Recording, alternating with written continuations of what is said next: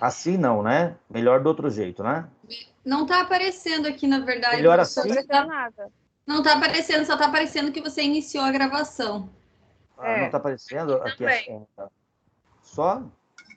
Só. Deixa eu até. Eu acho que eu posso ignorar essa mensagem. Eu tenho que espelhar o slide de novo, você tirou. Aí. Agora Apareceu? sim, Mas agora não está na tela inteira. Está na página do Point. Não, sim, é aí que eu quero entrar mesmo, tá? Uhum. Melhor assim ou melhor assim? Melhor inteiro. Não, melhor Inteiro, inteiro. né? Tá aparecendo para todo mundo aí? Tá tranquilo? Sim, Tá, né? tá sim. Tem um raspando panela aí, hein? Tá batendo ovo. Ah, batendo ovo mesmo. Mas tá bom, vamos Fazendo lá. café da manhã, professor. Passa para mim, hein? Eu quero. Gente, então a gente começa nas síndromes hemolíticas. Dentro dessas síndromes hemolíticas aqui, elas têm as duas anemias que foram, tá bom? Uhum. Então a gente vai ter o entendimento. Eu quero que vocês abram bastante o raciocínio na hora que a gente for passando os slides, porque alguns detalhes dos slides anteriores, como a gente não vai ver a anemia específica, né?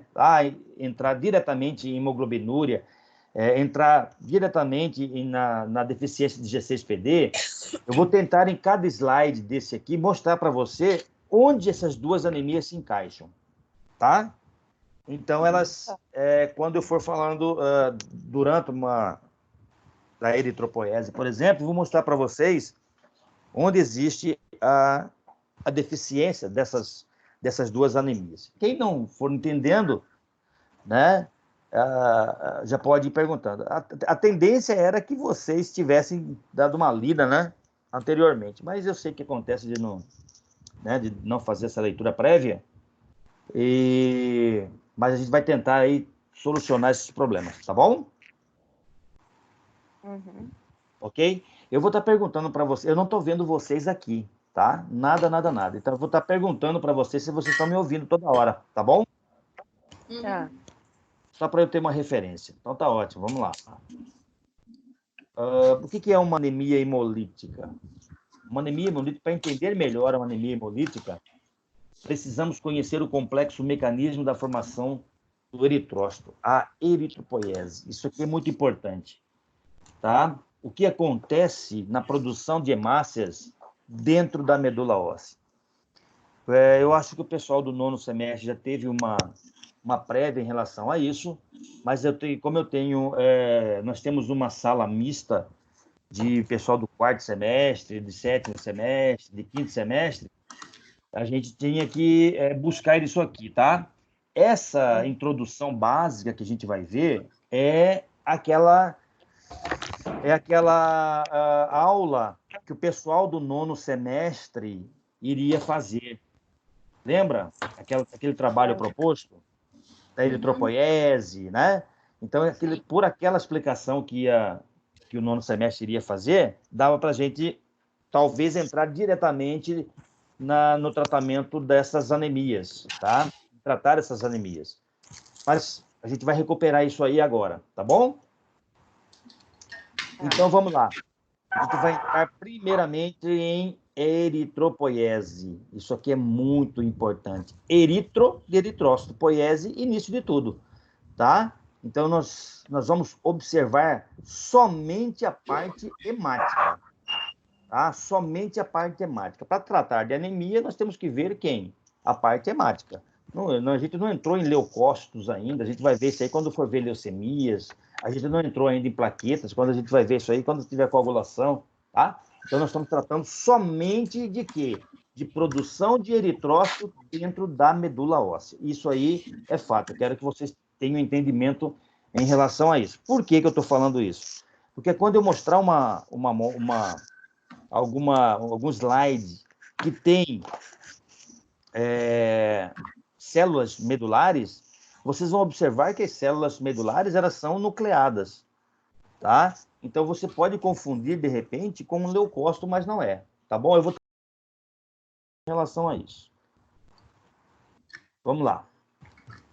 Olha só, o que eu acabei de falar para vocês. O que é eritropoiese? É a produção de quê? De eritrócito, Nós temos que dividir essa tela aqui ao meio. Vamos dividir essa tela aqui ao meio, né? Vocês estão vendo a seta aqui, então, né? Eu mexendo na seta? Tá. Sim. Então, a gente vai dividir essa tela com essa seta ao meio, tá? Supondo, vamos fazer uma... Sumiu, tá aqui. Ela vai descendo, certo? Ela vai descendo, vai descendo. Então, para a esquerda, eu tenho o quê? A produção de hemácia dentro da medula. Para a direita, eu já posso ter uma produção de hemácia que vai aparecer na minha corrente sanguínea, tá? Dependendo do estado que meu organismo está, essas células já aparecem onde? Na corrente sanguínea. Olha só. O que a gente tem que entender nessa eritropoiese?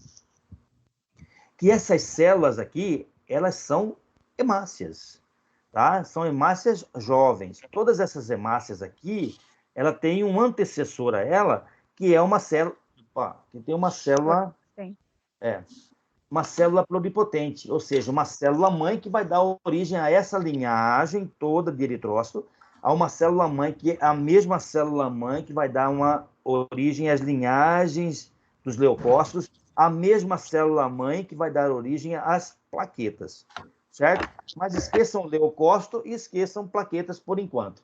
Então, nós vamos pegar a célula mãe e vamos fazer com que ela amadureça até a liberação de eritrócito na corrente sanguínea. Então, antes desse pró-eritroblasto, eu tenho uma célula chamada de stem cell, que é a célula mãe, tá?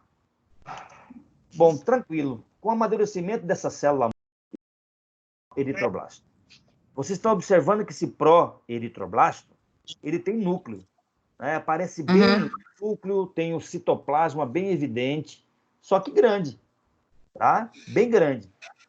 Uma coisa que é muito interessante... Oh, senhor. Ai, espera lá. Apanha, Glauco. Espera aí. Voltou, né? Não. A tela da eritropoiese não está? Não. Não. Vou voltar aqui, espera aí.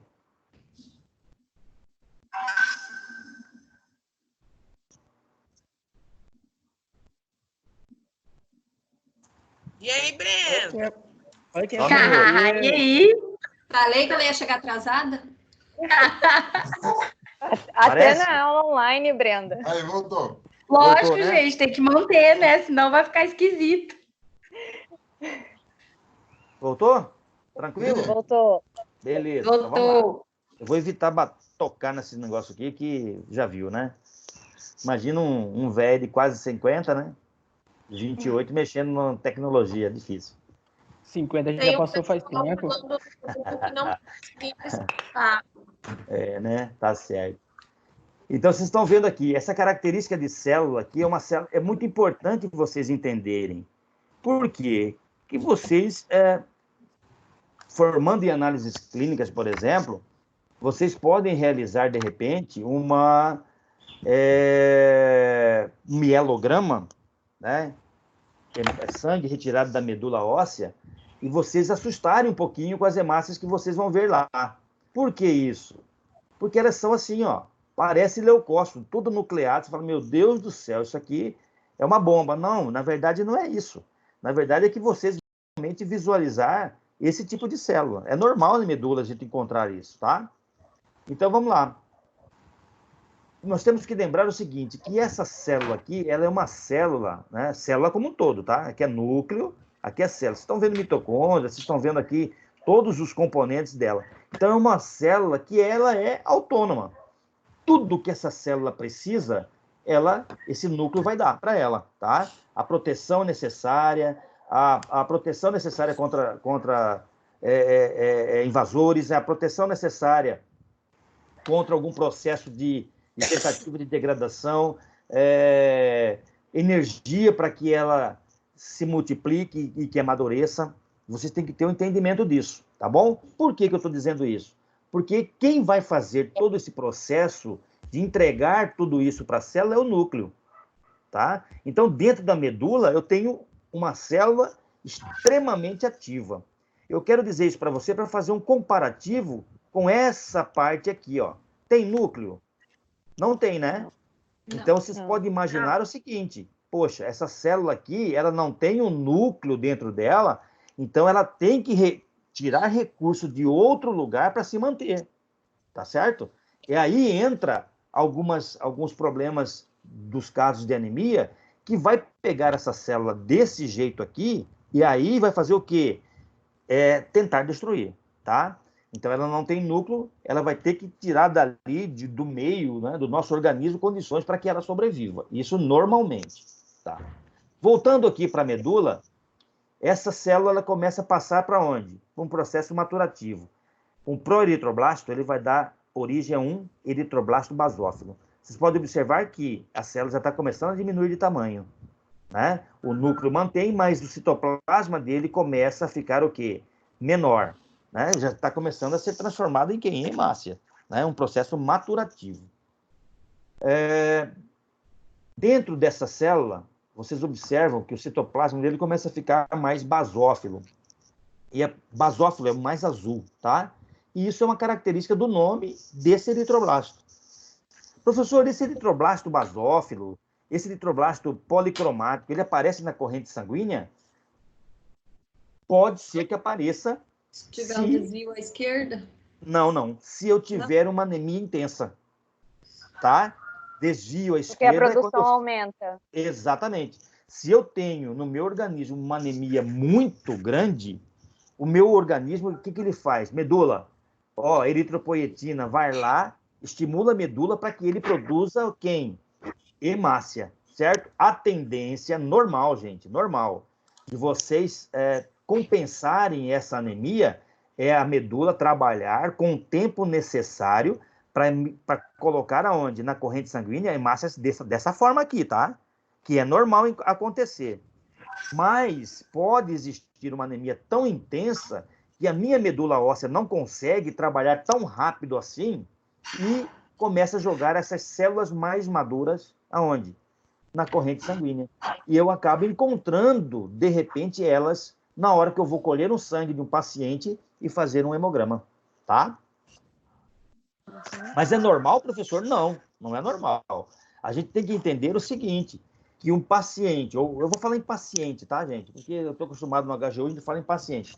Um paciente que que chega no seu laboratório ou para fazer o exame, a gente tem que pensar que esse paciente é normal, tá? A gente não sabe que ele tem algum problema de anemia antes de você realizar o exame dele, certo? Então a gente vai tratá-lo como normal.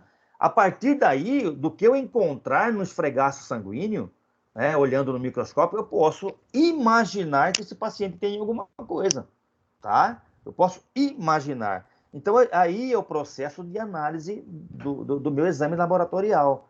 Eu posso supor, eu nunca tenho uma certeza, tá? Se eu não complementá-lo com outros exames que me esclareçam esse problema, tá bom? Então, continuando. Esse eritroblasto basófilo, ele pode...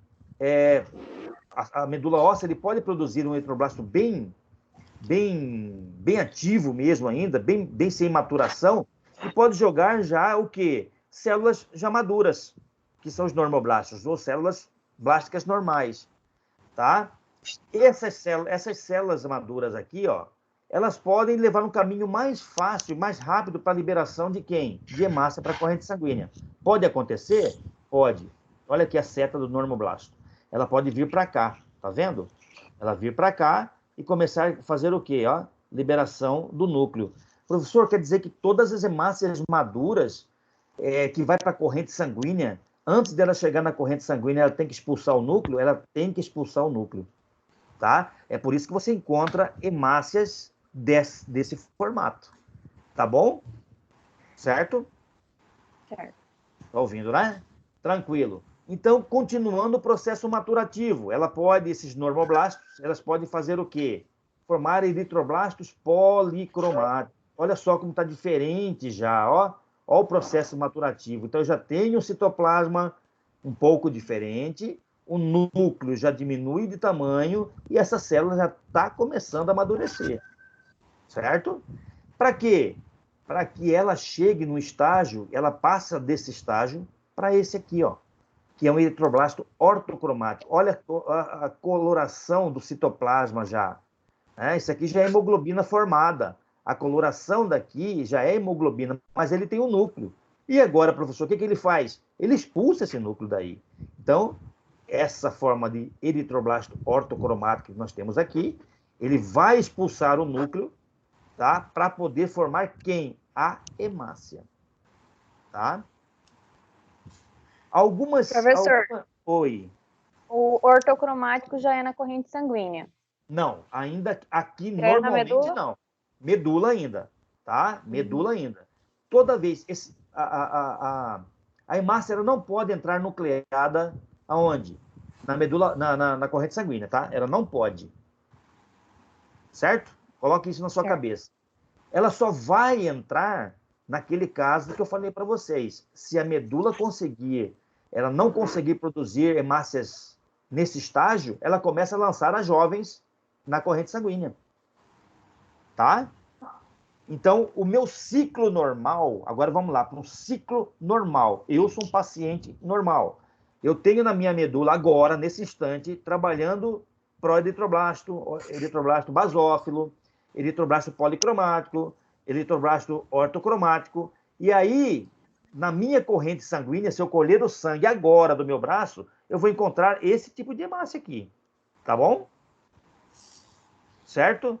Agora, eu, Glauco, professor, entrei num estado anêmico. A minha medula, ela trabalha mais rapidamente para liberar essas hemácias normais na minha corrente sanguínea. Porém, se o trabalho dela for muito intensa, ele vai começar a jogar na corrente sanguínea, além dessas hemácias maduras, umas hemácias imaturas. Tá? Aí ela começa a aparecer no seu sangue circulante hemácias que são mais jovens. Mas então o eritroblasto ortocromático ele ainda entra nas imaturas. É jovem. Isso, ainda é uma hemácia jovem, tá? O raciocínio de vocês em cima disso aqui é presença de núcleo. Não pode ter na minha corrente sanguínea células nucleadas, tá? Não pode, não.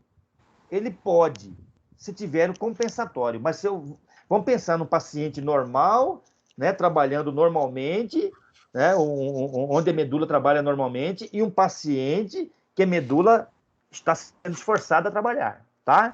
Coloquem isso na cabeça de vocês. Dividam bem esses dois pacientes que a gente está falando, tá bom? Certo? Posiciona, moçada. Sim, tô ouvindo. Sim. Beleza.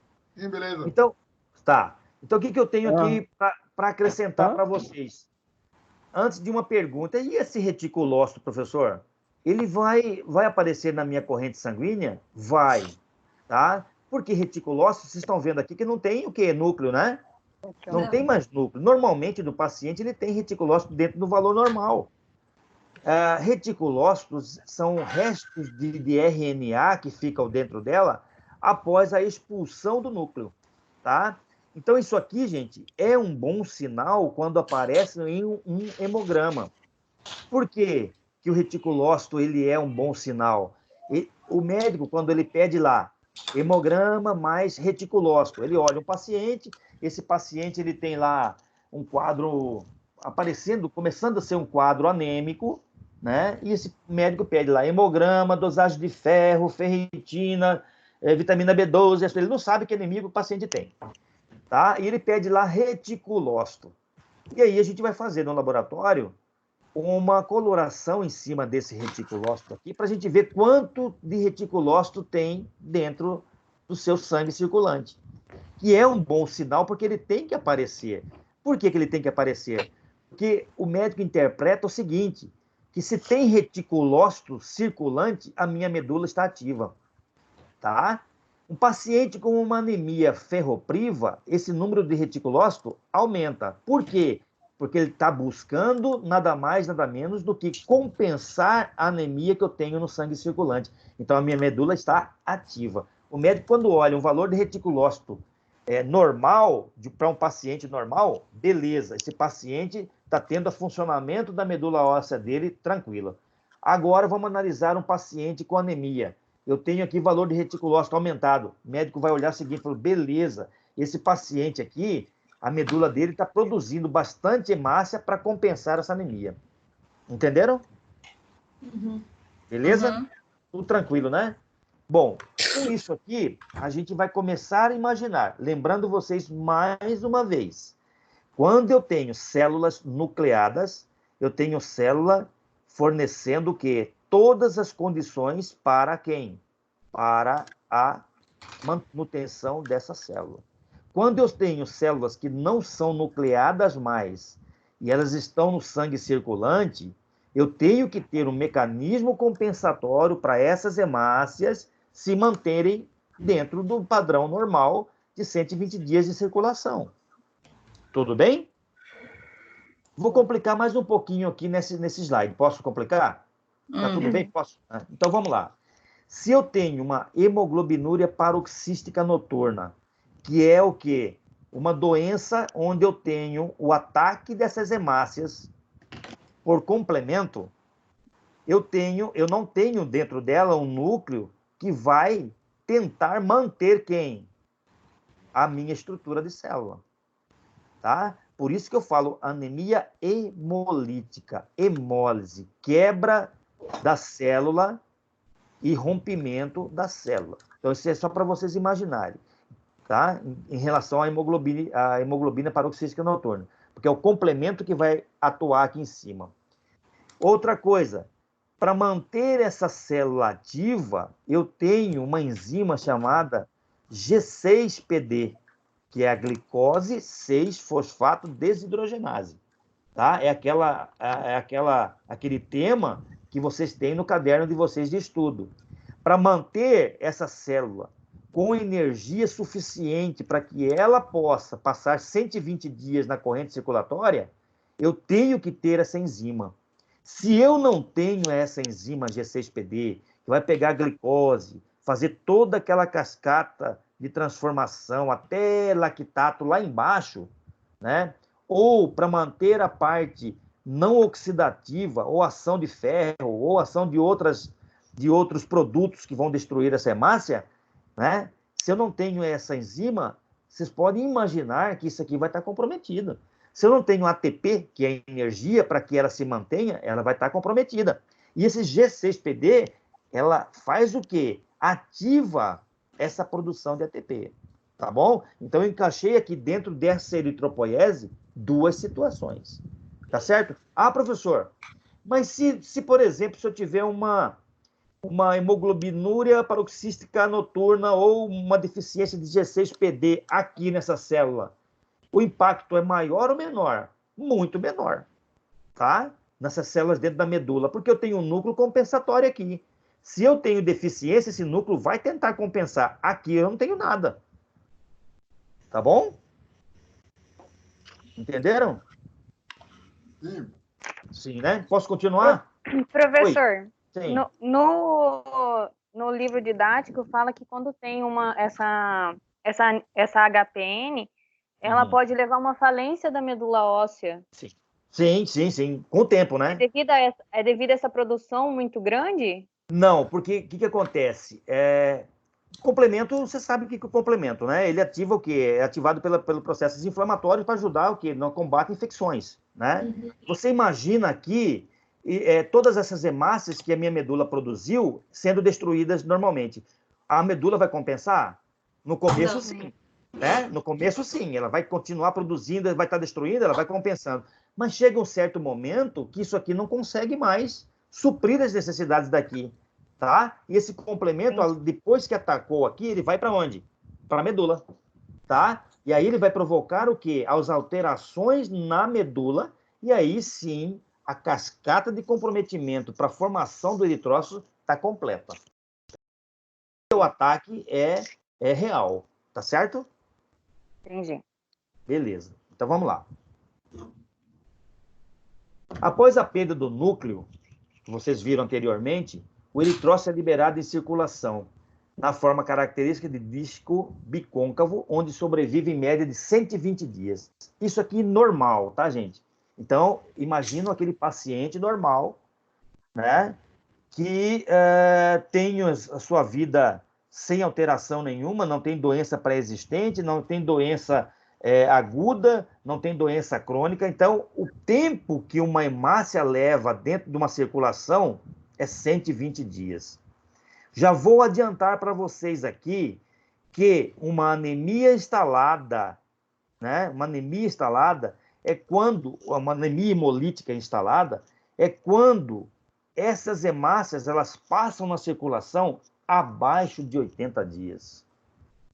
Tá? Então, ela percorre meu sangue apenas 80 dias.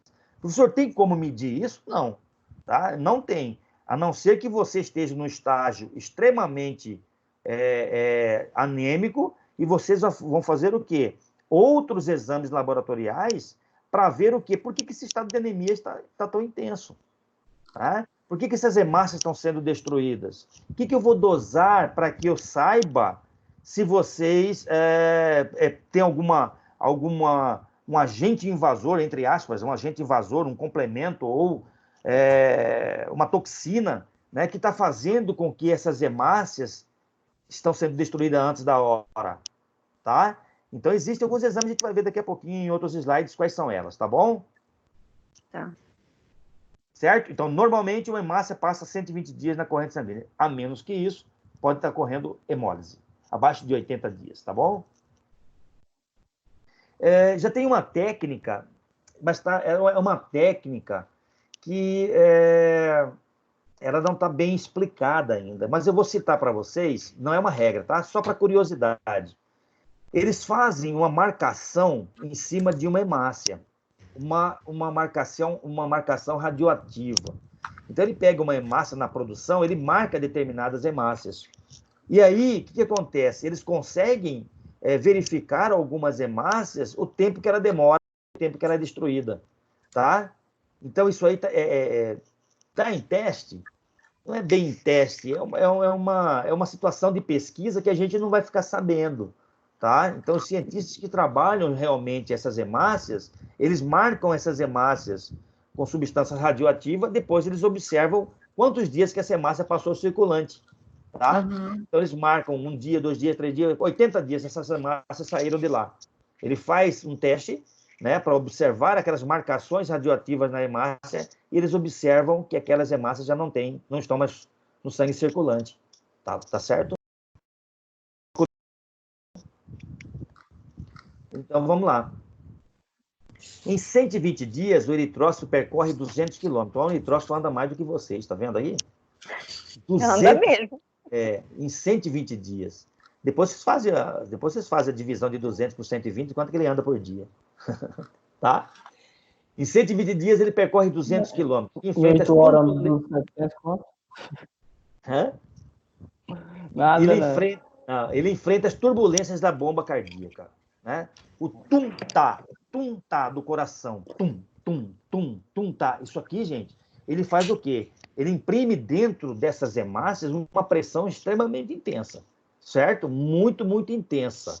Então, ela tem que ter todas as condições necessárias que a medula óssea, que quando ela era uma célula nucleada, aquele núcleo deu para ela, tá? Então, ela tem que suportar todas as condições do meio onde ela está para que ela sobreviva 120 dias, certo? E se eu tiver, por exemplo, fala, Michael. Estou vendo sua cara aqui, cara. Então, aqui, ó, 120 dias. Tô bonito, né? Tá 120 dias sofrendo todas as turbulências, né, do meio. Ela tem que ter uma preparação para que ela suporte. Aí a gente entra, né? Não tem complemento agindo em cima dela, tranquilo, ela vai suportar de uma forma. Tem complemento, ela suporta até uma outra forma. Eu tenho aqui, eu tenho uma deficiência enzimática para produzir aqui ATP. Ela funciona de uma outra forma. Não, eu tenho todas as condições normais de enzimas que produzem hemácia. Agora ela funciona de outra forma. Vocês têm que ter na cabeça de vocês essa diferença bem formada, tá bom? Sim, fala, tá bom, professor. Legal. Vamos indo? Posso continuar? Uhum. Tranquilo, vamos lá. Então, isso aqui que eu digo para vocês. Olha só, uma hemácia normal. Oi? Você lembra? Ela é muito complicada. Você lembra isso aqui? Quem lembra? Michael. Michael lembra? 100 pontos, Michael, se você explicar essa cascata do início ao fim.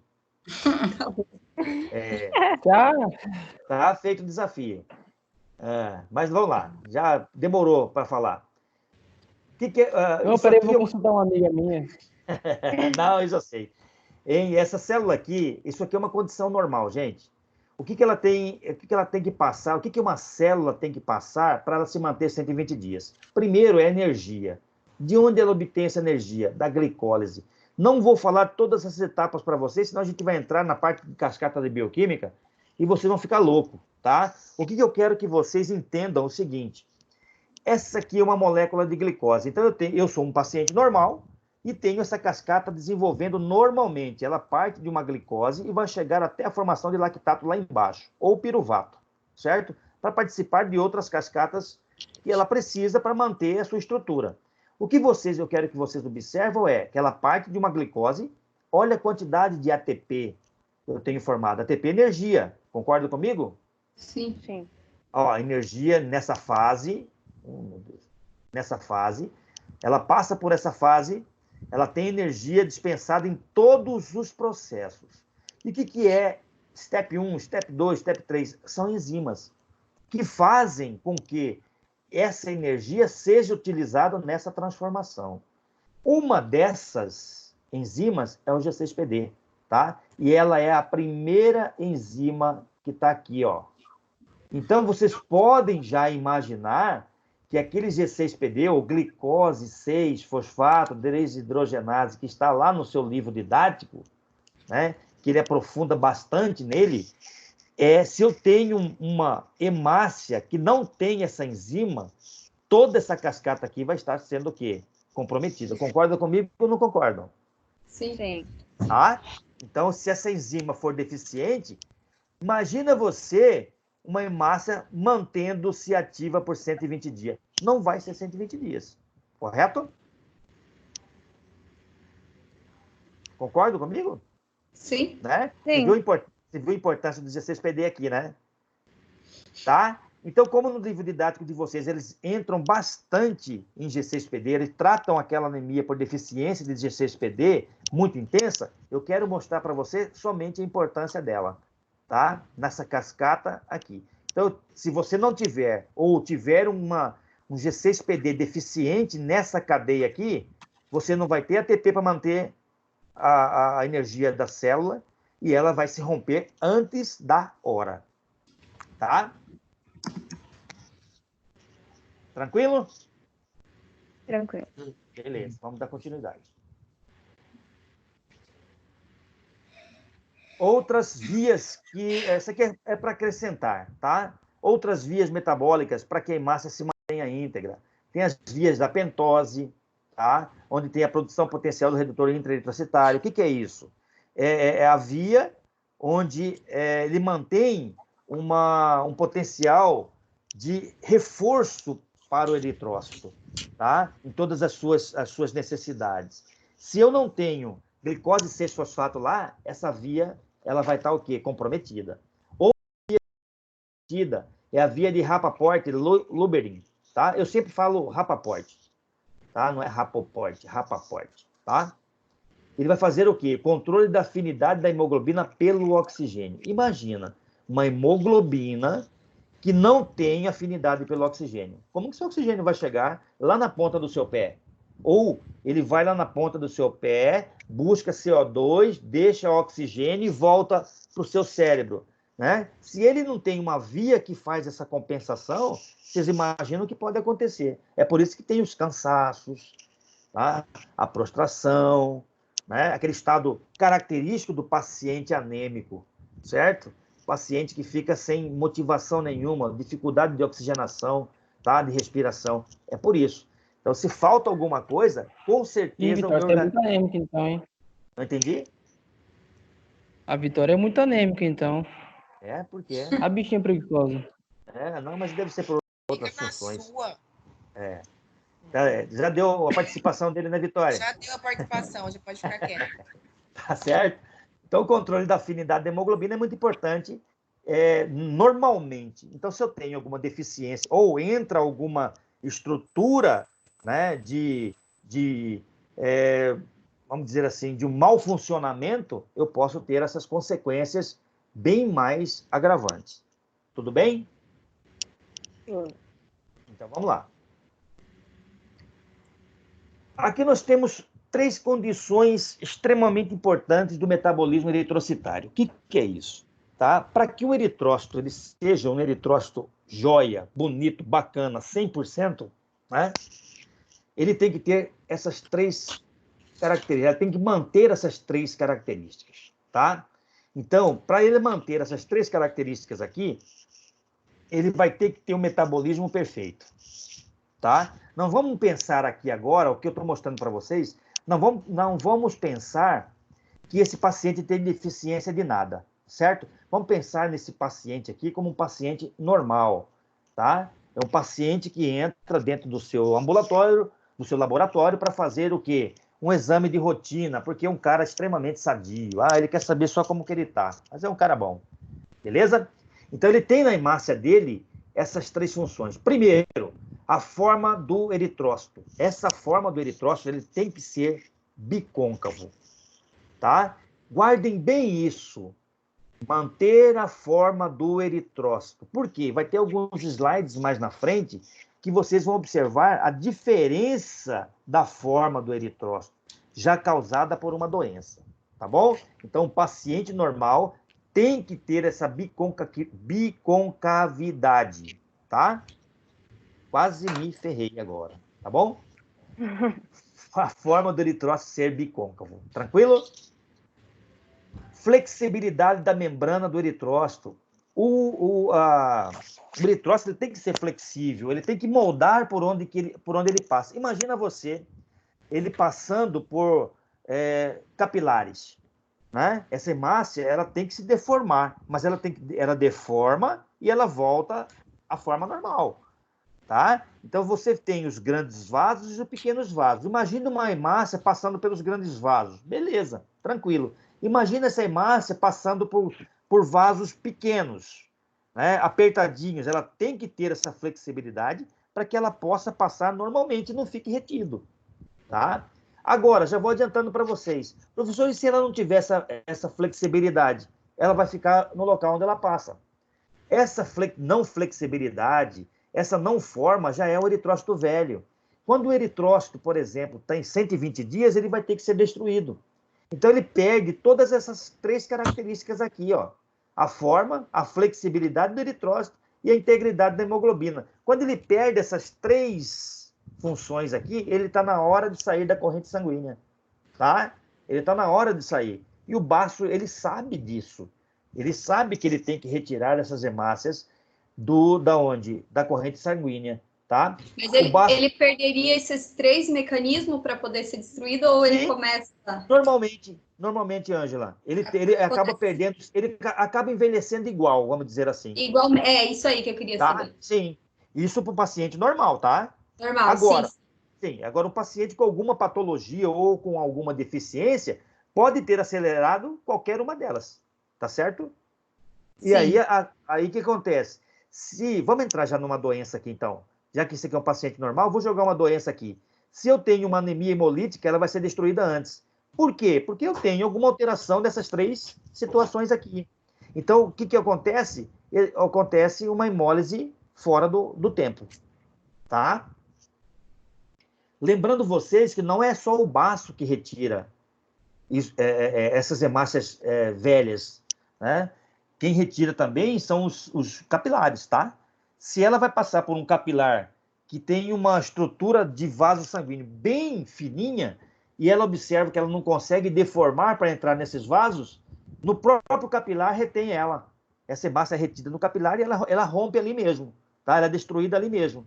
Sendo que, vocês lembram na aula passada que o ferro, todo ele, se ela sai aquela hemoglobina, M mais globina quebra, o ferro é reaproveitado em várias situações de metabolismo no meu organismo, tá bom? Sim. Então tá beleza, vamos lá. Vocês podem me interromper a qualquer momento, tá, gente? Tá. Então, olha só, aqui é uma situação... Deixa eu só ver esse slide aqui. Número de enzima... sim. Quando o eritrócito está velho.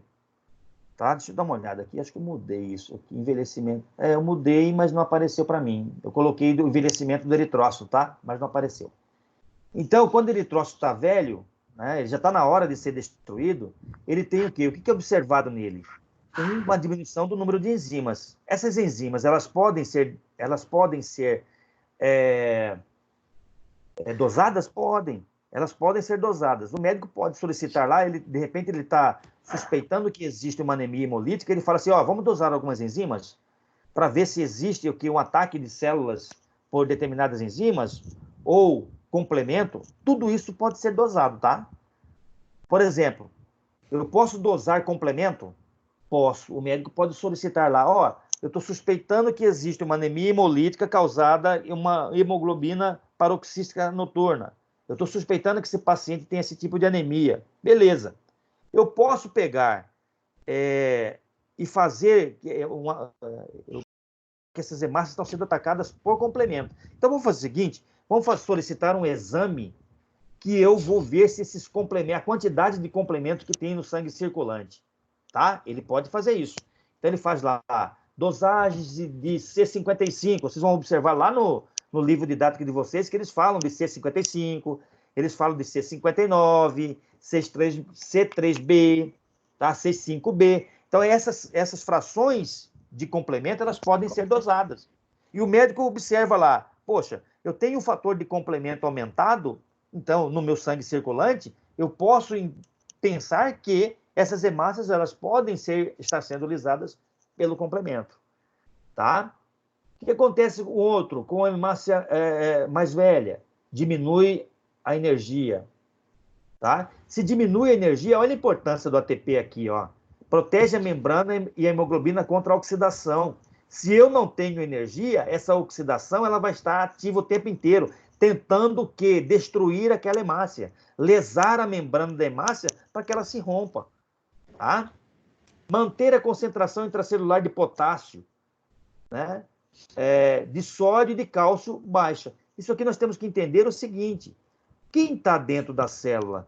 Quais são os íons que estão dentro de uma célula? Quais são os íons que estão intracelular e quais os íons que estão extracelular? Tá? Eu não posso, por exemplo, já vou adiantar para vocês aqui, que se eu pegar uma hemácia, potássio dentro da célula é maior do que o potássio fora. Sódio fora da célula é maior do que dentro da célula. Eles fazem esse movimento de troca para buscar o equilíbrio entre elas, mas com a autorização da própria hemácia. Né? Ela tem todas as condições de fazer isso aí. Tá? Agora, se eu tenho uma hemácia comprometida, né, e essa hemácia é rompida, todos esses íons intracelulares, eles saem de dentro da célula. A célula rompe, tá? A célula rompe. Ou então, sódio, o cálcio entra mais na célula e acaba rompendo. Nós temos que entender que existe um equilíbrio de bomba de sódio e potássio ali, regulado pela hemácia, tá? Pelo meu organismo. Tudo bem? Então, é o seguinte, por que o médico, então, ele chega lá, ele pede lá para a mãe de vocês, a avó, quem for, ele pede lá dosagem de sódio, dosagem de potássio, dosagem de cálcio. Ele quer saber se, por exemplo, ele suspeita que um paciente tem uma anemia hemolítica, ou seja, que a célula rompeu, e eu tenho lá uma dosagem de potássio aumentado, ele vai imaginar o quê, gente? Que essa hemácia rompeu, porque a quantidade de potássio dentro da hemácia não é maior do que fora? Dentro da célula é maior que fora? Não é só a hemácia, tá? Dentro da célula é maior do que fora. Então, eu tenho o quê? Hemácia em grande quantidade. Então, isso leva o médico a um direcionamento, tá? Leva o médico ao direcionamento, tá? Então, nós temos que tomar muito cuidado com isso, né? Com que a gente vai dar de amostra para o paciente, para o médico, um erro, por exemplo, que é um erro de laboratório que você pode induzir o médico a erro, é você fazer uma coleta de sangue e introduzir esse sangue dentro de um tubo e esse tubo imobilizar. A hemácia romper dentro do tubo. E aí você vai realizar um exame de potássio, vai dar tudo aumentado. E você não percebe isso e manda para o médico o quê? com resultado errado, tá? Então, isso é um controle pré-analítico. Vocês, no 9º semestre, a gente vai trabalhar no 10º semestre bastante esses controles, tá? Analítico, aliás, pré-analítico, analítico e pós, que é muito importante dentro de todos esses processos, tá bom? Já existe farmacêutico, colega de vocês, que vai trabalhar a parte de controle de qualidade no laboratório, a Ana Laura, né? Vai ralar. mas é legal, eu adoro fazer controle de qualidade, é muito importante. Tudo bem até aí? Tudo. Beleza. Vou seguindo. Durante o envelhecimento, a membrana perde lipídios. A membrana da célula, ela tem dupla camada lipídica. Para quê? Para que a água não possa entrar e ela estufar e ser destruída. E ela começa o quê? A perder essa capacidade de manter essa membrana. As proteínas, elas sofrem oxidação. Diminui a superfície do volume eritrocitário, tá? Aumenta a concentração de hemoglobina intracelular oxidada, quer dizer, já está sendo destruída, né? Que se liga a proteínas da membrana formando complexos. Então, o que acontece durante o envelhecimento? Está na hora dessa célula sair daí mesmo, né? Não tem outra forma. Ela já foi utilizada todas as suas funções. Aumenta a concentração de cálcio na membrana, que não era... E se o cálcio vai na membrana, ela permite a passagem de substâncias do líquido extracelular para dentro, tá? Então, o organismo ele é tão perfeito que no funcionamento normal, ele não permite que nada disso aqui aconteça. E quando ele começa a perder essa capacidade, o organismo fala assim, não, está na hora de sair da circulação. Vamos retirar. Baço, vai lá e retira essas células daí, tá? Com isso tudo, gente, ó, com isso tudo, a célula, ela começa a ficar esférica. Qual que é a forma normal de uma hemácia? Não é bicôncava? Sim. Então, quando ela perde todas essas capacidades, ela começa a ficar esférica. Então, professor, quer dizer que nessa fase de envelhecimento aí, eu posso, quando eu fizer um hemograma, se eu encontrar uma célula esférica, eu posso suspeitar que esse sangue já está demorando para destruir, ou que esse baço não está tirando essas hemácias daí, ou que a minha medula está começando a ficar cansada? Sim. Então, quando eu tenho uma célula esférica, essa célula chama-se esferócito, tá? E vocês vão ver daqui a pouquinho nos slides, guardem bem esse nome. Célula esférica chama-se esferócito, tá bom? É uma característica de uma anemia hemolítica. Por quê? Porque você tem todas essas funções aqui instaladas dentro da hemácia e a medula óssea ela não consegue já suportar. Tá bom? Professor? Oi. Quando a gente vai retirada do baço, não pode acontecer uma trombose nos vasos capilares por causa do excesso de... Possível. Pode acontecer dependendo do seu organismo. Apesar que nós temos que lembrar, quem é que falou? Devanil. Devanil, nós temos que lembrar o seguinte, que no meu organismo ele é compensatório, né? Se eu não tenho um mecanismo de retirada, ele compensa com outra coisa. Então, com certeza, o que pode acontecer? Se o baço não é funcionante, ele vai falar, a ativação nos capilares, por exemplo, vai ser mais intensa, né? Se você é um paciente normal, de repente esses vasos capilares, ou macrófago, ou outras células que podem fazer essa retirada dessas hemácias velhas, elas estão extremamente ativas e elas podem compensar. Mas se você tiver uma doença pré-existente, por exemplo, né, que a situação do baço era muito importante na retirada dessas hemácias velhas, e você já tem uma doença pré-existente, a gente tem que ter um outro olhar para isso, tá? A gente tem que ter um outro olhar para isso. Pode sim, sem problema nenhum, tá? Beleza? Beleza, continuando.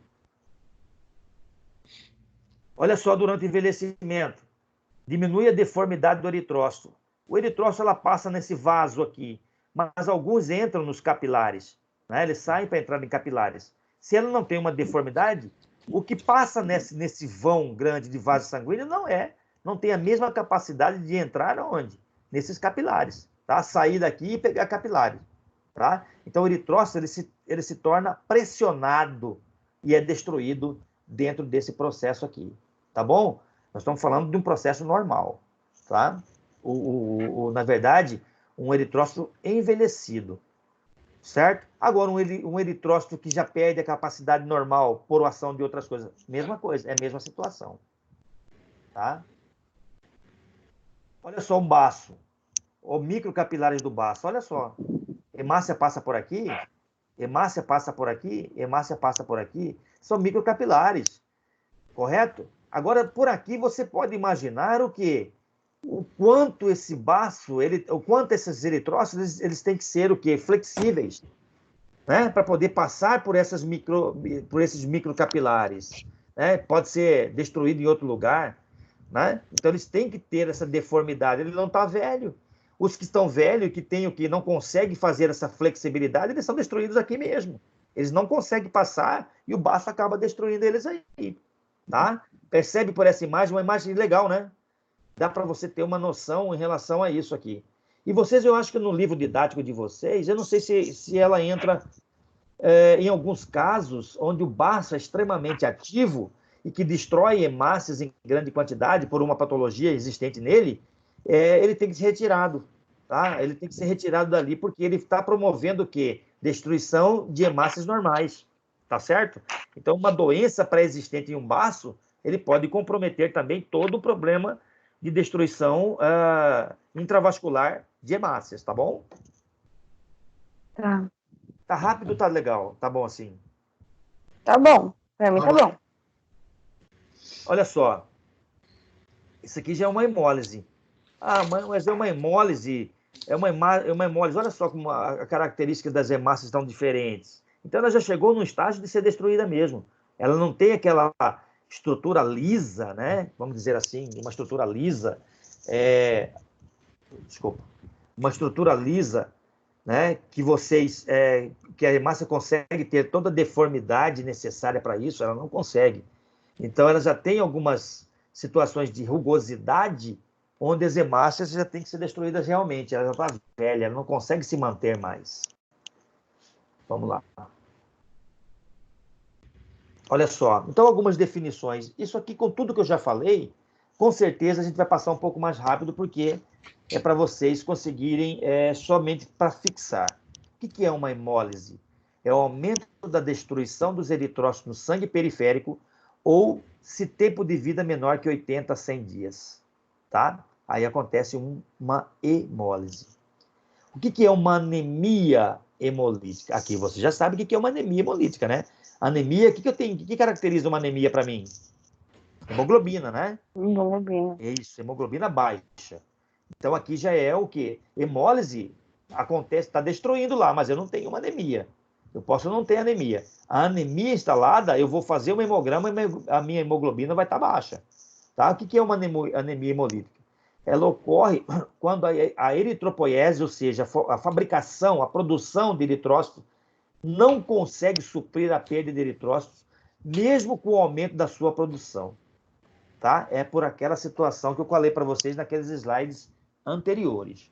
Tá? Ele produz para tentar suprir a necessidade, mas com o tempo ele não consegue mais. Tá?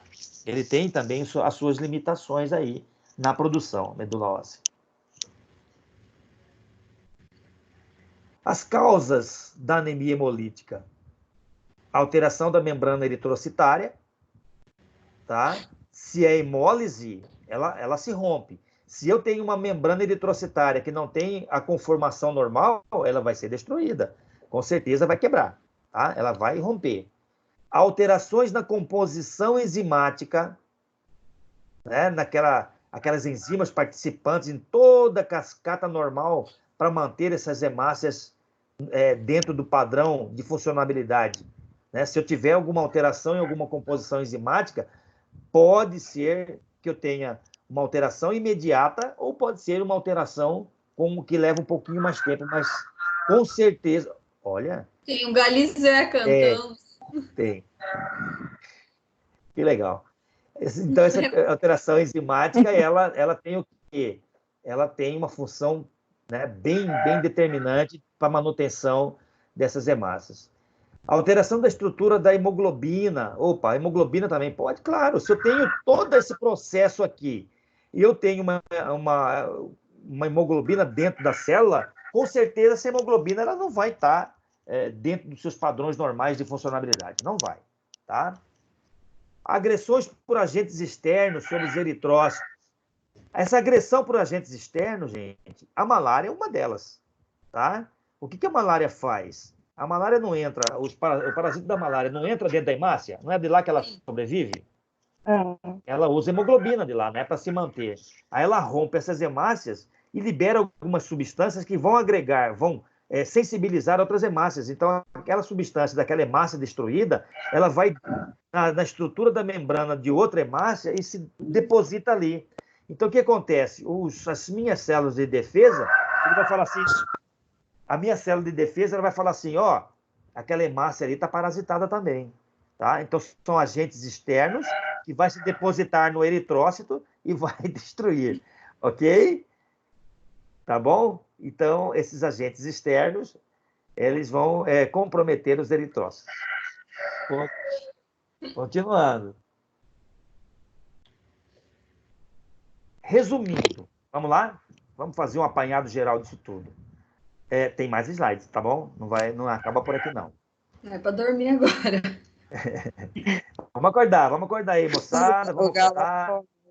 Resumindo, a anemia por aumento da destruição dos eritrócitos, né, ocorre toda vez que há diminuição da vida média das hemácias, isso é lógico, eu acabei de falar. Quando as hemácias elas são destruídas e a minha medula ela começa a ficar hiperplásica, ou seja, para compensar, ela aumenta a produção, ela começa a ficar cheio de células. Tá? Então, a hiperplasia é o aumento de células dentro da medula óssea. Tudo bem? Então, isso aqui é um resumo geral para vocês. Isso aqui tem no AVA, tá, gente? Toda essa aula aí. Vocês, tá? Vocês se pegarem pela aula, essa aula vai estar disponível para vocês lá. Como que pode ocorrer a hemólise? Ela tem a hemólise extravascular e a hemólise intravascular. Isso aqui a gente não precisa nem falar, né, gente? Hemólise extravascular ocorre o quê? Fora do vaso. Hemólise intravascular é dentro do vaso. Então, a hemólise intravascular é o quê? Ocorre quando os eritrócitos são destruídos no interior dos vasos. Hemólise extravascular ocorre quando os eritrócitos são removidos da circulação por macrófagos do sistema retículo endotelial, principalmente vindo da onde? Da medula óssea, do fígado. Tá? Então, são duas diferenças de hemólise, certo? Quando a gente fala assim, hemólise intravascular, você já tem que ter a consciência que acontece dentro do vaso. Uma hemólise extravascular é fora do vaso, tá? Do vaso sanguíneo, causado por outros, vamos dizer assim, outros mecanismos. Tá? Essa galinha é terrível, né? Mas é assim. Coloca no mudo. Eu tenho um pincher que nem gosta de latir, o meu tá no mudo por causa disso. Não tem problema, gente. Vamos lá. Isso aí é bom que quebra um pouquinho o gelo da aula, né? Verdade, até passou o meu sono. Tava dando sono. Isso, verdade, acorda, exatamente, né? Acorda. Então, vamos lá, moçada. Hemólise extravascular. O que eu quero mostrar para vocês aqui? Extravascular é fora do vaso. Né? O que a gente vai fazer aqui é uma breve...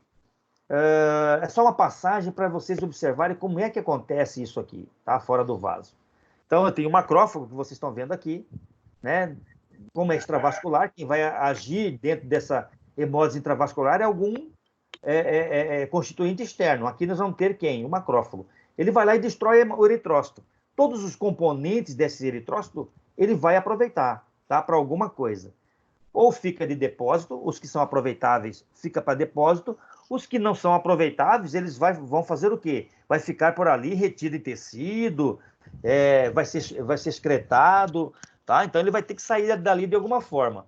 Essa hemólise extravascular, ela tem um problema, tá? Porque ela destrói o eritrócito, não é o eritrócito, são os eritrócitos, liberando bastante constituintes, tá? Um desses constituintes formadores, né, que provém de quem? Da hemoglobina, é a bilirrubina, tá? Na composição lá... vocês vão ver isso aqui na bioquímica. A gente não vai não vai entrar muito em detalhes. O ferro da hemoglobina, do eritrócito, é aproveitado, né, reaproveitado, se liga à transferrina, é distribuído para o seu organismo como um todo, é reaproveitado. A globina participa do pool dos aminoácidos também, certo? Alguma porção de ferro ou outras se ligam para formar uma bilirrubina indireta. Essa bilirrubina indireta, elas vão ficar aonde? Algumas retidas em tecidos, tá? Elas vão para o tecido e vão ficar retidos.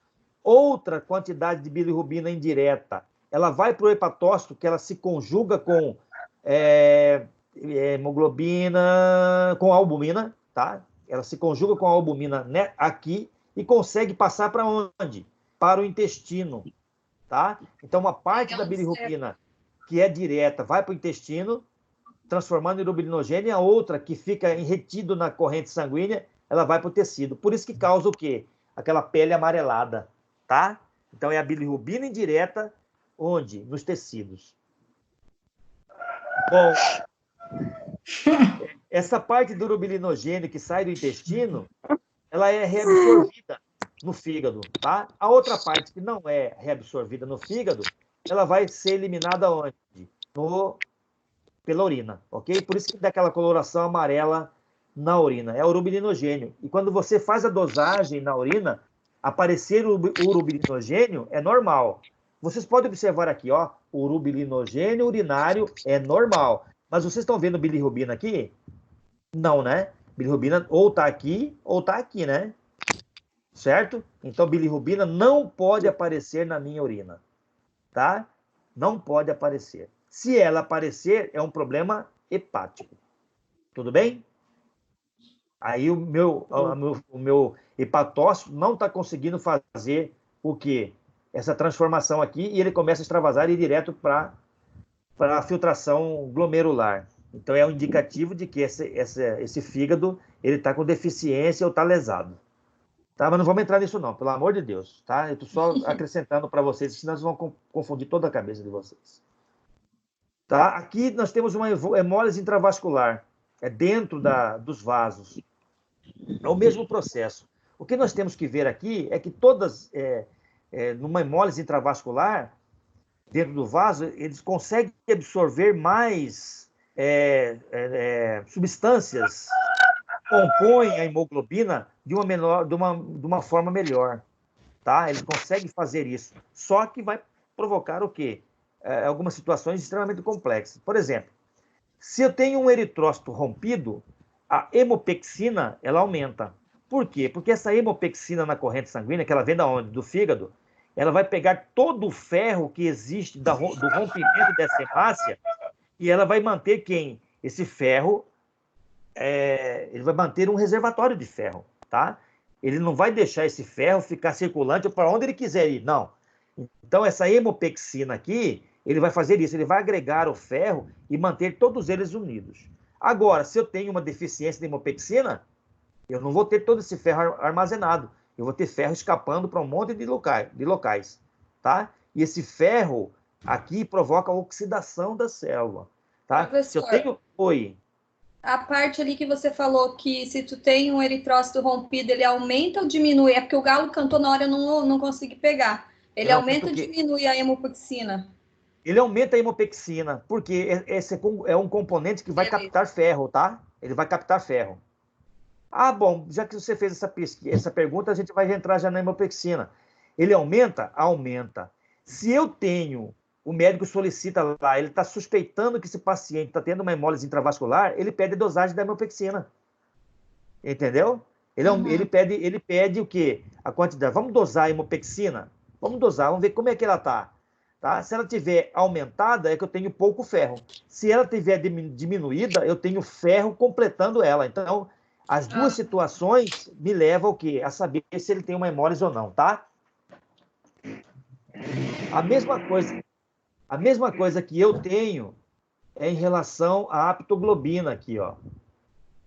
Certo? É a mesma coisa da aptoglobina. Eu posso dosar a aptoglobina?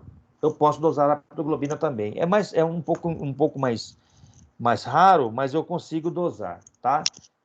Deixa eu só ver uma coisa aqui rapidão. Espera aí.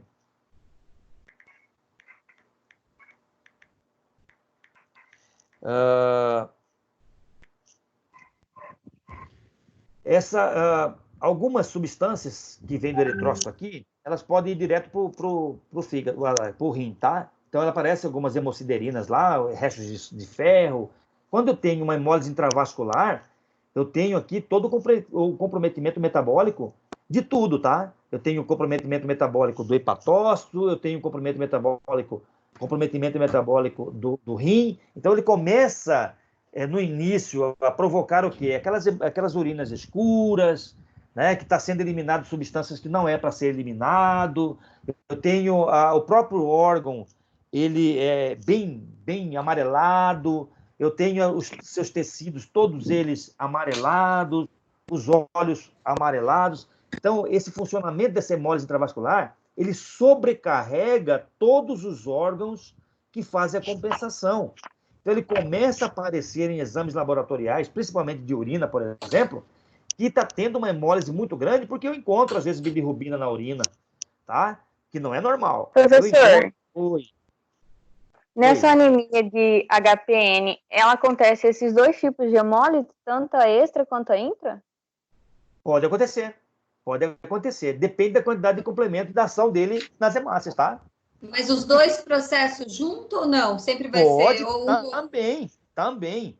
Depende da quantidade de complemento liberado, tá? Entendeu. O que determina não é... O que determina é o sistema de liberação de complemento, tá? Você tem uma função anormal daquele complemento que era para te auxiliar, tá? Então, o que ele faz? Esse complemento vai lá e ataca essas células, tanto o intravascular quanto o extravascular. Ele vai lá e ataca mesmo, tá certo?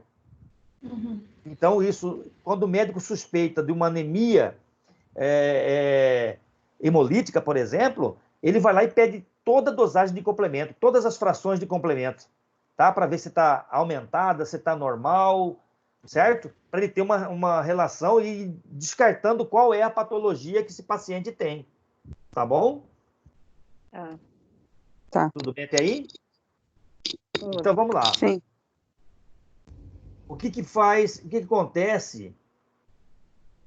Não sei como que eu tiro aqui de cima, mas tá bom. Eu não sei, aqui eu tô falando o que vai acontecer com os eritrócitos destruídos diariamente. O que pode acontecer com você, tá? Acontece lá que está acontecendo a destruição extravascular e intravascular. Aumento do catabolismo do M. Vocês viram ali anteriormente que a bilirrubina indireta aumenta, certo?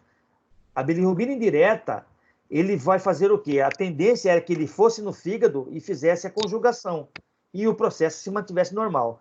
Como eu tenho uma hemólise, eu tenho muita produção de bilirrubina indireta, tá? Então ele não consegue, uma parte entra no fígado e faz a união dela, a outra fica retida nos tecidos, tá? É o que vai dar a coloração amarela na pele. Daqui a pouco a gente vai ver um slide sobre isso.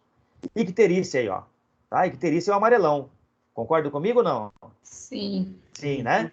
Aumenta a excreção de urobilinogênio. Claro, vai chegar muita bilirrubina no fígado, o urobilinogênio vai aumentar, tá? Vai passar bastante para o intestino, consequentemente, ele vai fazer o quê? Aumentar o nível de urobilinogênio e vai ser eliminado na hora que vai fazer a reabsorção dele lá no rim. Não vamos entrar muito nesse detalhe de urobilinogênio ainda, gente, que vocês vão ter urinálise comigo no 10º semestre, a gente vai trabalhar bastante isso, tá?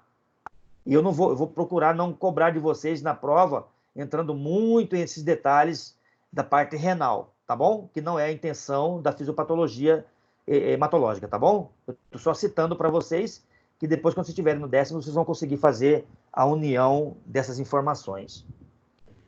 Esplenomegalia. O que é uma esplenomegalia? Baço aumenta. Tá? Então, baço aumenta. Hepatomegalia.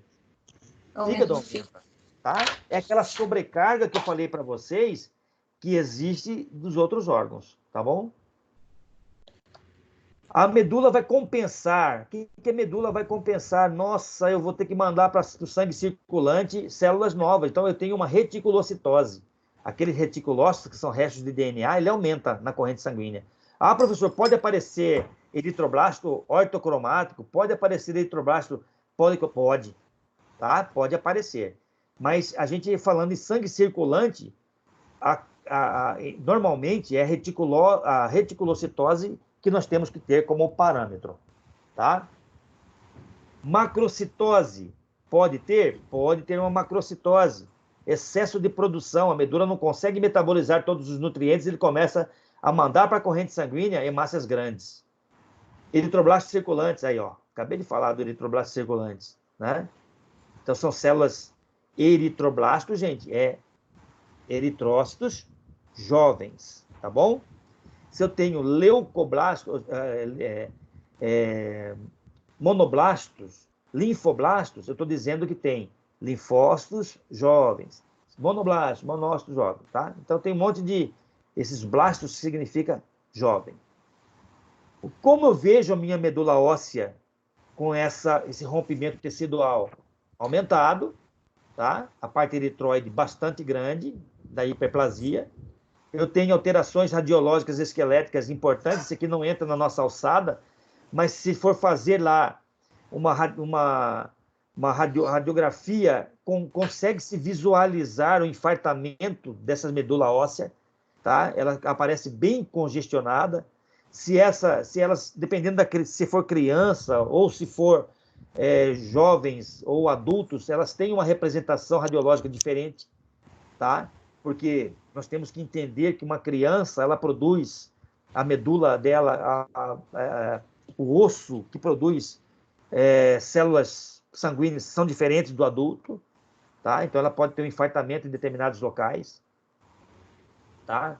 Isso aqui é um detalhe só, é uma curiosidade, você não precisa aprofundar nisso, não. Aqui são os slides do que eu encontro. Vocês estão vendo aqui eritroblasto circulante? Olha aqui, ó. Isso aqui são hemácias jovens, tá? Aliás, desculpe, hemácias normais, né? Não tem núcleo. Isso aqui é uma hemácia nucleada, tá? Então, esse aqui é um eritroblasto jovem, tá? Isso aqui é um eritroblasto jovem. Tem núcleo ainda. Isso aqui era para estar lá onde?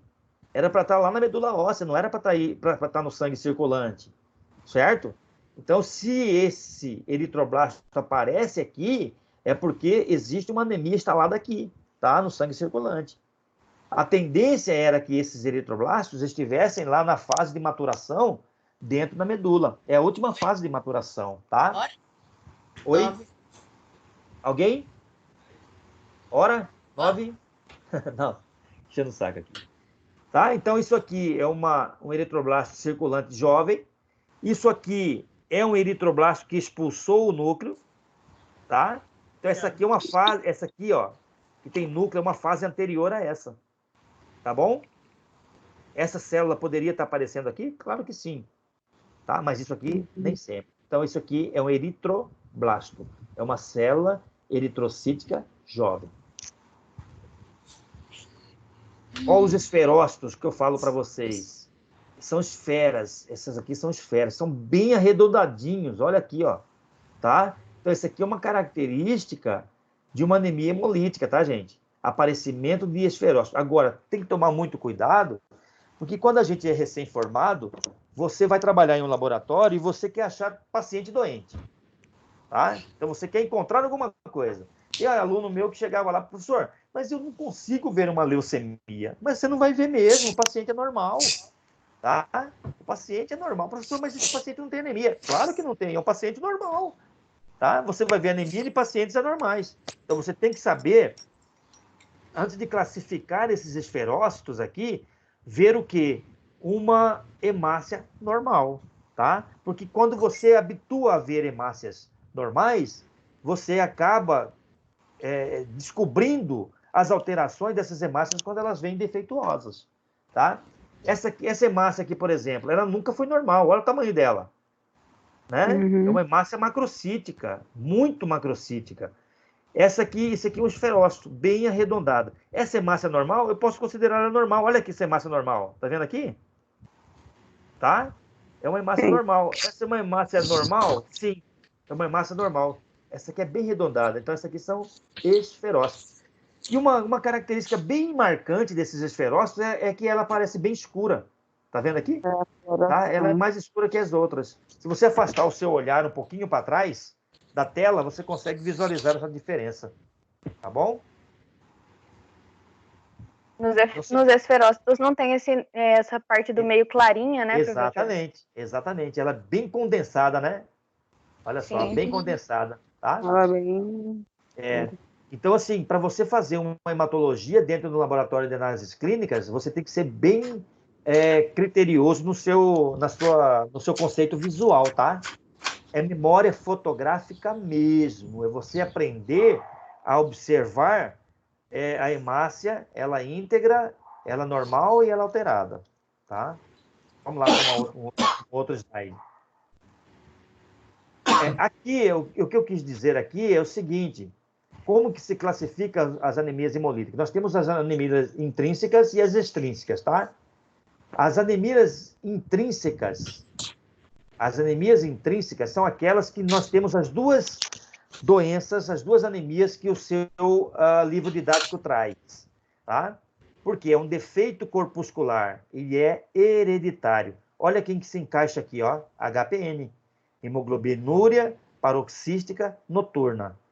Defeito enzimático, deficiência de G6PD, tá? Então, são as duas patologias que o seu livro didático traz, elas estão classificadas como uma anemia hemolítica intrínseco, certo? Uma por defeito de membrana e a outra por defeito enzimático. Ficou claro isso para vocês? Sim. Sim, né? Sim. Uma outra coisa que eu quero deixar bem claro, eu não vou entrar aqui nesses detalhes desses tipos de anemia que tem aqui. Depois vocês fazem uma leitura mais aprofundada disso. O que eu quero deixar bem claro é que não existe somente a hemoglobinúria paroxística noturna como uma anemia hemolítica. Tá? Tem que ter as duas características. Não entendi. Teria que ter essas duas características para ser classificada como uma anemia hemolítica.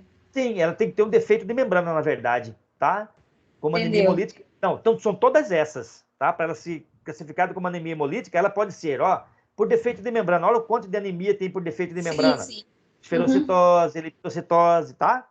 Estomatocitose, piropoiquilocitose, xerocitose, aí vem a hemoglobinúria. Não, sim, mas o que eu disse é que tem que ter o defeito de membrana, que daí pode se encaixar todos esses quadros aí. Todas essas anemias. Todas essas anemias. Isso. E a deficiência enzimática. É a deficiência de G6PD e PK, tá? Que é uma depressão de ATP. São essas duas aqui, defeito enzimático, tá bom? Uhum. Uma delas é a que nós estamos estudando, é a que nós estamos vendo, certo? Nós temos anemia intrínseca também por alteração da hemoglobina, que pode ser qualitativa e quantitativa. Isso aí a gente vai ver lá na hemoglobinopatias, que é um outro tema de aula de vocês, tá? Beleza? Que é também uma anemia hemolítica. Entenderam aqui essa distribuição? Então, eu tenho uma anemia, as anemias hemolíticas, elas podem ser intrínsecas, as anemias hemolíticas intrínsecas, que é por defeito corpuscular e é hereditária, ela pode ser por defeito de membrana, que são todas essas que estão aqui. Elas podem ser, essa anemia hemolítica hereditária por defeito corpuscular, pode ser por defeito enzimático, tá? Que é a deficiência de 16PD e PK. Essa anemia hemolítica intrínseca hereditária, ela pode ser também por alterações na hemoglobina, que são as hemoglobinopatias, que nós vamos ver numa outra aula. Tá bom? Professor, oi. Pode ter dois tipos de anemia hemolítica, uma pessoa só, por exemplo, tem HPN e tem deficiência de G6PD. Pode existir? Pode existir, mas aí é foda também, né? Pode existir, tá? Pode existir. Existe, mas só que tem uma coisa que eu vou falar para vocês que é muito importante. Uma das duas sobressaem, tá? Uma predomina, então. Uma predomina. E acaba que uma predomina, mas a outra se intensifica também, não tão forte como a primeira. E é praticamente impossível manter a vida aí, tá? Entendeu? Não consegue. A medula não consegue, de jeito nenhum. Então, aquelas, geralmente, por exemplo, crianças que apresentam, quem apresenta essas deformidades, né, essas alterações, essas alterações, ela não consegue ter uma sobrevida muito alta. É criança que morre cedo, tá? Ela não consegue chegar na fase adulta, é muito difícil. A não ser que tenha muitas transfusões, uma transfusão de medula, tá? É bem complicado, tá bom? Mas pode ser que tenha. Eu nunca vi, tá? Eu nunca vi, mas nada impede que tenha. Entendi. E olha só as extrínsecas aqui, ó, a outro tipo de anemia. Tá? Anemia hemolítica extrínseca. Defeitos extracorpusculares, eles são adquiridos. Olha aqui, ó. Tá? Então, eles são adquiridos. Quem que entra nessas anemias hemolíticas extrínsecas adquiridas? É aquelas onde tem a ruptura mecânica das hemácias. Onde que tem ruptura mecânica das hemácias? A anemia hemolítica por microangiopática, que ou seja, onde ocorre alterações dos vasos sanguíneos. Os vasos sanguíneos, ela perde a capacidade de elasticidade e acaba comprimindo essas hemácias, tá? Então, é extrínseca. Ela comprime não por defeito de hemácia, mas é pelo local onde essas hemácias passam, tá? Quem usa prótese valvar, pode acontecer? Pode. Quem usa prótese nas válvulas ou faz a reconstituição das válvulas, pode levar a uma anemia hemolítica extrínseca? Pode, tá? Então, ele era um paciente normal, mas que teve patologias instaladas dentro dele, que acabou adquirindo essa anemia hemolítica, tá? Então, pode ser desse jeito. A marcha, antigamente, foi detectado anemia hemolítica por marcha. Marcha mesmo. Eram soldados do exército que foram detectados anemias hemolíticas devido a eles, na Segunda Guerra Mundial, eles marchavam distâncias quilométricas e tudo mais, e eles acabavam desenvolvendo anemia hemolítica por trauma mecânico, tá? Excesso de marcha e ruptura de hemácias. Imagina isso. Nossa senhora, né? É complicado, né? Mas tem. Anemia hemolítica extrínseca por agentes químicos, biológicos ou micro-organismos. Olha a malária aqui, ó. Né? Então, rompe por uma doença pré-existente, uma doença que se instalou. Desculpa, não é pré-existente, que se instalou. Uma toxoplasmose, uma tuberculose, uma leishmaniose visceral, certo? Veneno de cobra, mas o que provoca diemólise é intensa, gente. Eu tenho aqui eu participo do grupo Análises Clínicas do Brasil, e eu acabei de receber, esses 2 dias atrás, um soro, eu não me lembro se é soro ou se é a urina de um paciente que foi picado de cobra. Eu vou mandar ele para vocês não estou no grupo. Eu vou mandar, Ângela, eu vou mandar para você, tá? Depois eu entro no grupo, tá bom? Depois vocês me colocam de novo. Essa Vitória tá rindo, né, Vitória? Vou pensar. Tá bom, beleza, pode pensar. Eu vou encher você. Se sair de novo, a gente até coloca. Né? Não, mas não me dá raiva não, viu? Eu sou meio... Mentira, tô brincando. Tá? Precipitei, mas tá bom. Então, eu vou mandar para vocês a imagem dessa amostra obtida. Eu não sei se é soro, se é sangue ou se é urina, tá? Mas eu vou mandar para vocês e aí eu vou falar que material que é, tá bom? De um paciente que foi picado de cobra. Cobra? Cobra, tá? Veneno de cobra. O veneno de cobra, ele age destruindo hemácias, tá bom? Por isso que dá aquelas hemorragias, né? Sim. O paciente sangra, então ele rompe hemácia, ele rompe tecido, tá? E aí compromete todo aquele processo de coagulação. Drogas oxidantes pode provocar? Pode provocar drogas oxidantes.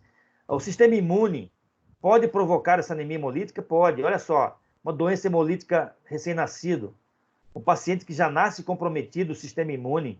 O lúpus pode provocar uma hemólise? Pode. Tá? A transfusão de sangue incompatível pode provocar uma hemólise? Claro que sim. Isso aqui, gente, a gente imagina que, mas transfusão de sangue incompatível acontecia muitas vezes dentro dos hospitais. Você sabe por quê? Porque o cara pedia lá, o banco de sangue, fazer o quê? Uma determinação do tipo sanguíneo do paciente. Em cima disso, o laboratório errava o tipo sanguíneo. E as agências transfusionais confiavam demais nesse processo e acabavam fazendo a transfusão errada e o paciente começava a formar uma anemia hemolítica extrínseca, tá? Outro processo interessante, deixa eu ver no outro slide se ele fala, senão eu já vou falar aqui. Não, ele não fala.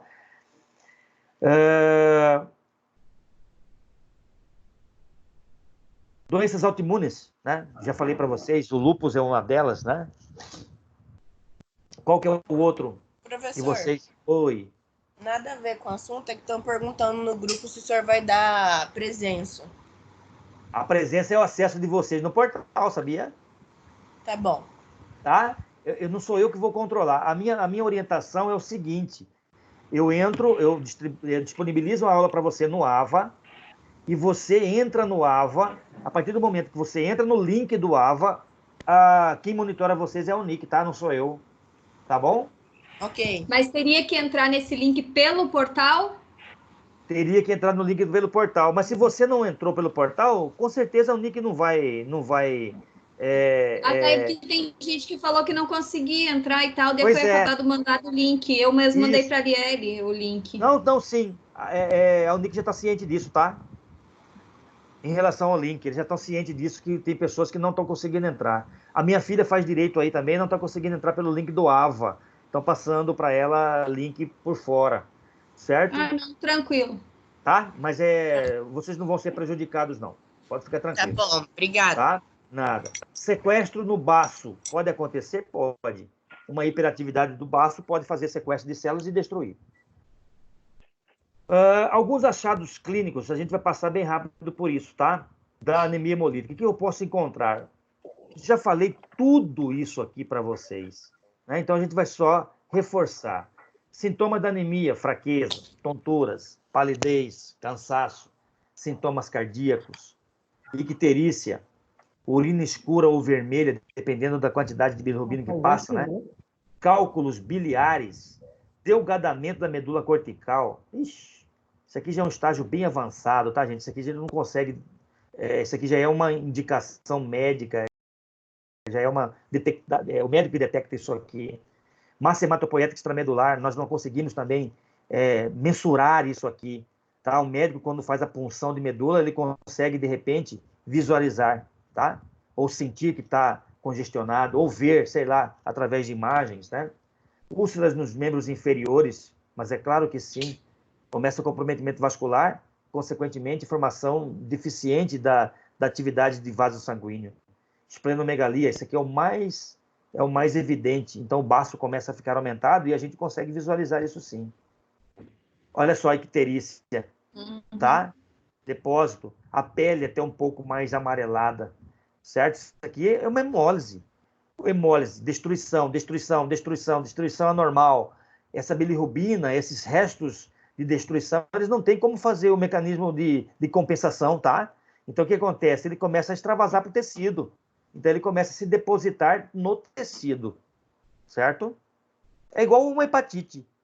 Bem, certo? Hepatite, eu tenho o quê? Comprometimento hepático. Mau funcionamento do meu fígado. Então, ele metaboliza o que ele consegue fazer, o que ele não consegue fazer, o tecido absorve, tá? Então, ele vai extrapolando para o tecido, e aí começa a fazer... Isso aqui é uma característica de hepatite, né? Uma icterícia. Olha só, o fígado e baço aumentado. No Brasil, é um pouco complexo isso aqui, né? Em regiões onde existe muita verminose, é complexo. Então, isso aqui, às vezes você consegue detectar por imagem, somente por imagem, tá? Mas é palpável você observar isso aí, fazer o toque e sentir ele um pouco endurecido. As mãos, uma mão normal e uma mão ictérica, tá? Isso aqui, se você dosar bilirrubina, se você dosar transaminases hepáticas, vai dar tudo aumentado, certo? Tudo aumentado, porque ele está extravasando produtos de metabolismo normal para o seu organismo, tá? Para os seus tecidos. Olha só, os achados laboratoriais nas anemias hemolíticas. Ele fala aqui em policromatofilia. O que é uma policromatofilia? Eu não chamo policromatofilia, tá? Eu chamo policromasia. Cromo, né? Cor, poli, vários. Existem alguns laboratórios que colocam policromatofilia, mas eu utilizo ainda policromasia, que pode ser também utilizado. O que é a policromasia? São essas hemácias escuras, tá? Olha aqui, ó. Essas hemácias escuras. Isso aqui é policromasia. Se eu fizer uma coloração para reticulócito, gente, aqui, acho que vocês fizeram com o professor Flávio, usaram o azul de cresil brilhante, lembra?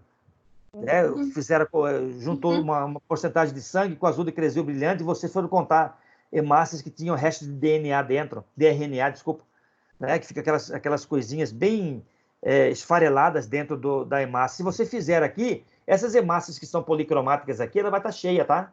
Vai ter um monte aqui, ó, de resto de DNA, tá? Então, essa é uma indicação de que esse reticulócito vai dar aumentado.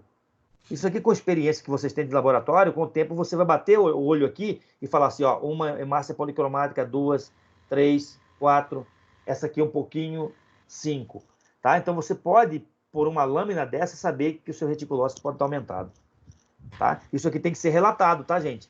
Isso aqui tem que ser relatado quando você faz um exame de hemograma. Presença de policromasia ou policromatofilia em discreta, moderada ou acentuada quantidade, tá? Tem que ser relatado, o médico tem que saber.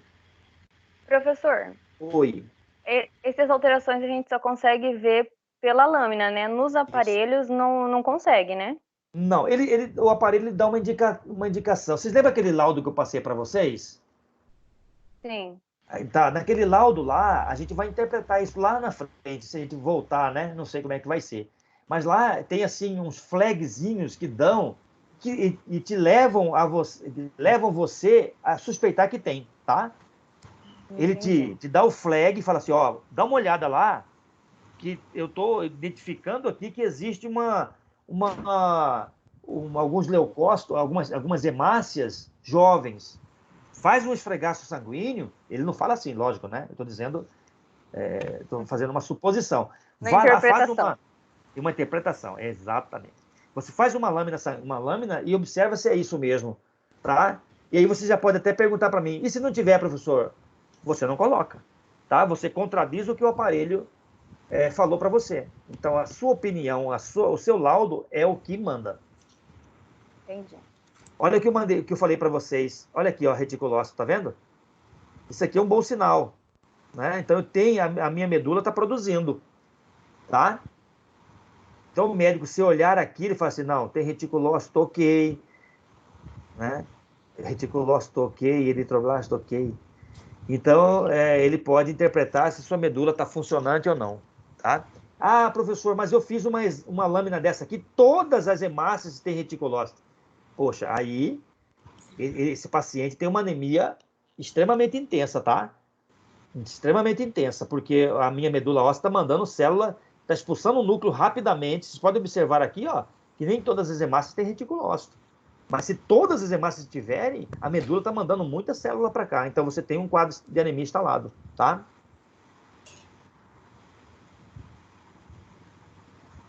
Olha só, uma poiquilocitose. A gente vai... Se a gente tivesse com os laudos em mãos, a gente estivesse trabalhando, tivesse tempo de trabalhar aqueles laudos, eu ia mostrar para vocês o que é. Mas aqui dá para vocês observarem uma alteração. O que é uma poiquilocitose? São hemácias diferentes, gente, ó. Esse aqui é um dacriócito em forma de lágrimas, tá? Esse aqui é um esquizócito. O que é esse aqui? Esquizócito, porque ele é esquisito, tá? Então o cara começa a falar assim, que célula que é essa? Ah, uma célula esquisita. Então dá o nome de esquizócito. E essa célula aqui é uma hemácia, tá? Ela parece o quê? Parece uma lágrima, então é dacriócito. E aí, isso aí fez com que virasse o quê? Uma norma, tá? Então, a presença de esquizócito no mundo, não é no Brasil, é no mundo. A presença de esquizócito você tem que relatar. Se existe dacriócito, você tem que relatar. Olha aqui uma hemácia jovem, ó, um eritroblasto aqui, ó. Isso aqui é um eritroblasto, isso aqui é uma célula de defesa, isso aqui é um linfócito. Olha a diferença de tamanho. Tem muita gente que confunde, tá, gente? Ó, se você pegar esse eritroblasto aqui e colocar próximo dessa célula de defesa que é um linfócito, olha o tamanho do núcleo, né? Nem metade do que é um núcleo né, de um eritroblasto, tá? Então, aqui vocês observam, gente, ó, a quantidade de hemácias diferentes umas das outras.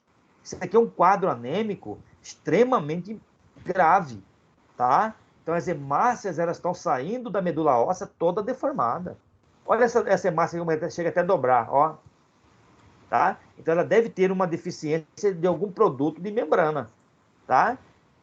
Algum produto de membrana que está fazendo ela se deformar desse jeito na corrente sanguínea, tá bom? Ó, mais esquizócitos aqui, ó. Esquizócitos, esquizócitos, esquizócitos. E aqui são células normais, ó, normais. Isso aqui é um esferócito. Então, vocês podem observar que isso aqui não é um hemograma de um paciente normal. É um hemograma de algum paciente que pode ter uma patologia aí, tá? Concluindo em cima de tudo isso. Tem mais? Eu acho que a gente fecha aqui. Opa, desculpa. Isso, é o último. A anemia hemolítica são caracterizadas por diminuição da sobrevida dos eritrócitos. Ficou bem claro para vocês isso? Abaixo de 80 dias na circulação, né? Que o normal é 120 dias. Os sítios da hemólise podem ser intravascular e extravascular. Ficou claro isso para vocês? Sim. Beleza. As causas da anemia podem ser por defeitos intrínsecos, genéticos ou extrínsecos adquiridos. É o caso do quê? Da malária, né? O caso da toxoplasmose. Intrínsecos genéticos são aquelas deficiências enzimáticas, tá? Ficou bem claro para vocês isso? Sim. Tranquilo, né? Os achados clínicos refletem principalmente icterícia, claro, hemoglobinúria, claro, e baço aumentado. Por que isso tudo? Porque está destruindo em grande quantidade. Tá? Concorda comigo? Sim. Os achados laboratoriais refletem aumento da atividade medular, né, e aumento da destruição periférica, uma reticulocitose, uma bilirrubinemia e anemia. Então, tudo isso aqui, gente, é destruição anormal de células.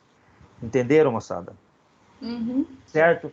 Então, Certo. fica aí para vocês um estudo mais aprofundado. Eu não poderia aprofundar diretamente naquelas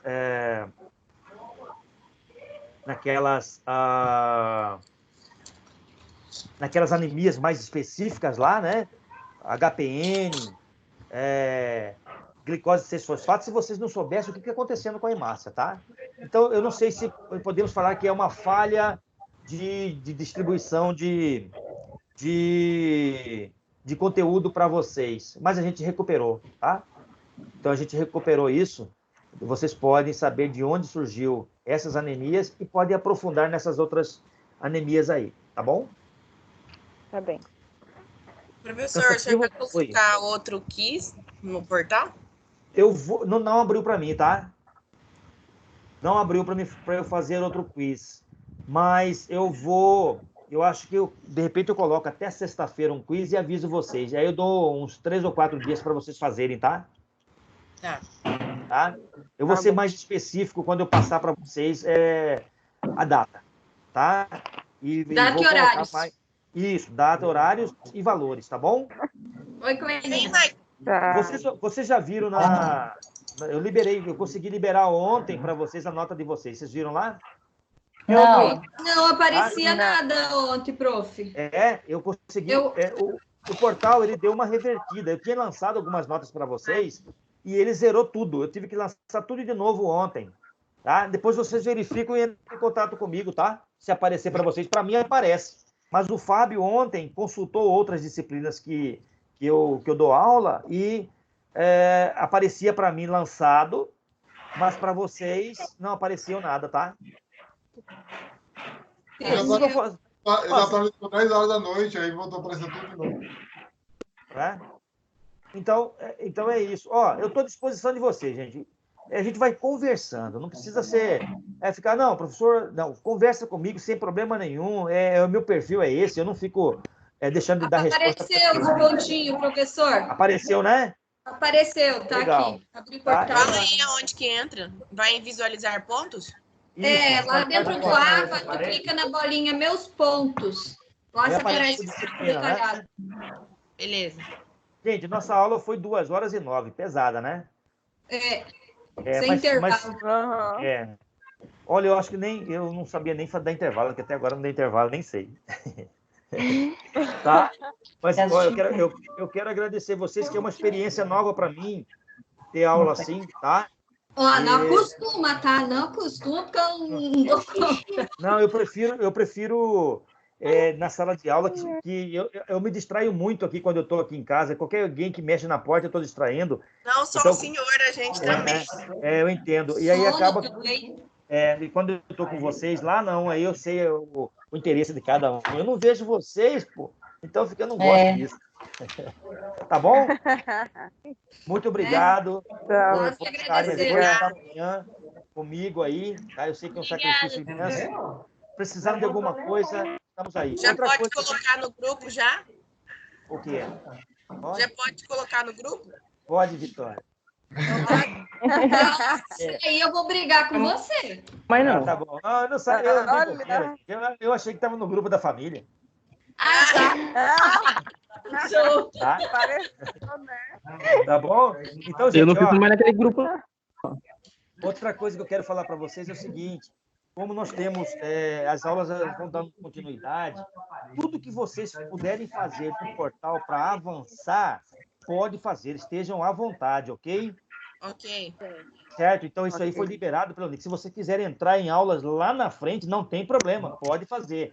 Tá? A gente vai seguindo o nosso calendário aqui, mas se vocês quiserem avançar, pode avançar, que a gente não sabe o que vai virar, né? Pois é. Tá bom? Acho que não passa. Qual que vai ser a próxima aula? A próxima aula, se não me engano, é hemoglobinopatias.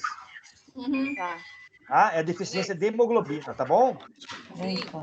É bem grande a aula, 54 slides. Ave, mãe. Mas é rápido. Gente, Podem obrigado, preparar tá? o café e deixa do lado, gente, porque a aula é complicada. Verdade. Eu vou tentar vou tentar enxugar algumas coisas aí, tá bom? Daquela aula, tá? Tá bom. Obrigada. Tá bom. Um abraço a todos aí. Muito obrigado pela atenção. Tchau, Falou, buchudo. Um abraço aí. Falou. Esse Maico não tem vergonha. Não tem.